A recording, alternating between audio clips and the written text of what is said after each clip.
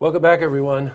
Well, it comes as no surprise that, in an era of such technology, communication skills kind of taking a second seat.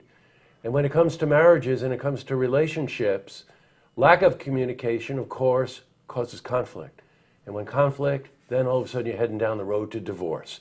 And interesting statistic, over half of the marriages in our country fail. So what do you do about it? Well, there's a really terrific organization, the New York State Council on Divorce Mediation. And joining me today is the president of that council, Mark Josephson. So first, welcome, Mark. Hi. Very nice to have you here. I want to jump in on this. You know a lot about this. You've taken some courses, you talk to a lot of people. Mm-hmm. What are the fundamental reasons that people will come to you when there's conflict in a relationship and in a marriage? Well, I think that mediation should be the first choice in every people who's trying to go through, or couples trying to go through a divorce. Yeah. It's an easy way to try to get them to work something out the way they want and try to get them to start communicating with each other if they haven't been doing that during their marriage. Mm-hmm. I don't want them to go to court because courts could be very expensive, and if they're going to litigate, it's going to be very expensive. This is a less expensive way to try to accomplish what they would like to accomplish as a family, splitting up. Now, I know it takes a lot of skill. In the years that I've been married, many of our friends are divorced. Sometimes they're bitter divorces. Mm-hmm. And people fight and they will not talk to each other. And then others are the best of friends. Right. So there are a lot of emotional triggers involved with this too. So what would you say, I think you were telling me before we went on air, mm-hmm. that the primary reason that people really do need to work things out in a divorce is financial issues and issues involving children. Correct. Now, assuming they're coming to you, they're this far apart. Mm-hmm. How do you start to get them to work together? Well, I try to explain to them that mediation is a process, and they have to try to, one, you want to try to get them to take the emotions out of what's going on, because it's not an emotional situation. Right now they have to move forward. They still have the whole life ahead of them, whether if they have kids, we want to get the kids to whatever needs that they need, they want it to be met, and financial is a big part of it, and they have to be able to now manage 2 homes instead of 1, and so we got to get the parties to work together. And again, the more efficient you can make that process, mm-hmm. obviously, the less it's going to cost somebody and whatever. You had said something to me also I thought so important, but boy, try to do it yourself. Mm-hmm. Don't concentrate on the past. Mm-hmm. Concentrate on the future. Right, because I always say I can't mediate the past, I can mediate the present and the future. Right. And sometimes if they can't talk to each other, tell them to talk to me. And the other party is in the room, so they're going to hear. Mm-hmm. And hopefully I try to get them to listen. Now, they don't have to agree, they could agree to disagree, but the idea is that they have control and they could try to come up with a solution that works for both of them. Right, so in other words, one might consider something fair, the other might consider it unfair, right. But what you're really trying to do is get them to both agree to something that's acceptable. Correct. Yeah, got it. That's the key. Suppose you're in a situation where it's really rough in the room. These people are not communicating with each other. Mm-hmm. What do you do? Well, sometimes I'll ask them if they need to take a break, and sometimes it could be a short break. It might be like, let's pick it up a week later. So I ask them. I mean, the whole mediation process, it's in their control. It's not for me to tell them what they need and what they don't need. It's for them to tell each other primarily on what they need to get through this process. Mm-hmm.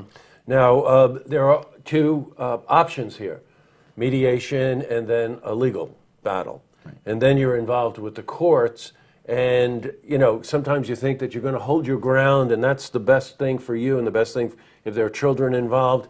And it may not be. You're dealing with lawyers who are expensive. You're dealing with lawyers who have personal opinions. Then you're dealing with the courts. And I don't care how good a judge is. A judge has personal opinions also. That's correct. You may think that someone's working in favor, mm-hmm. and they may not.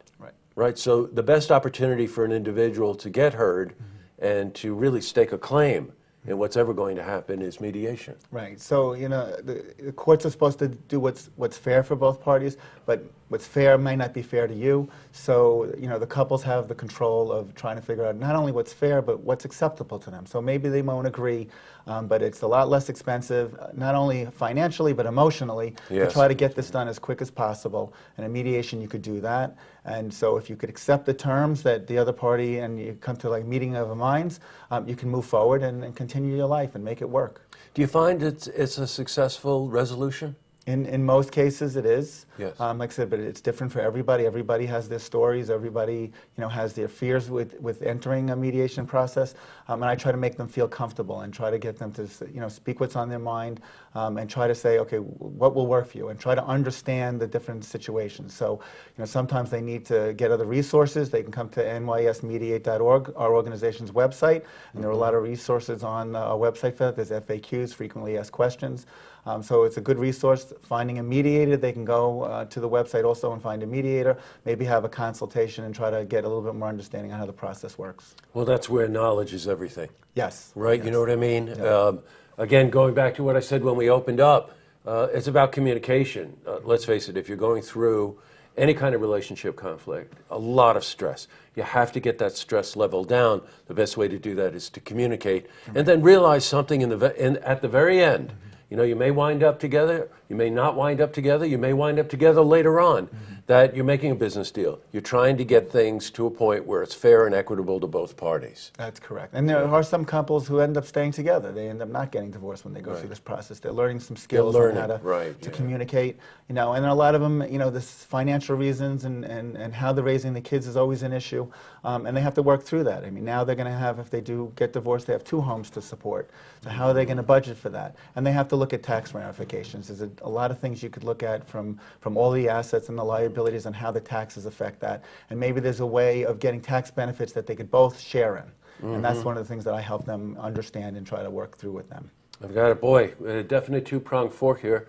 One is the very, very sort of clear quantitative side, which is numbers and finance and whatever, and then there's a qualitative side of it, which is the emotion and the stress and the ability, or not, if you don't have the ability to communicate and try to get someplace, to get some resolution. Right.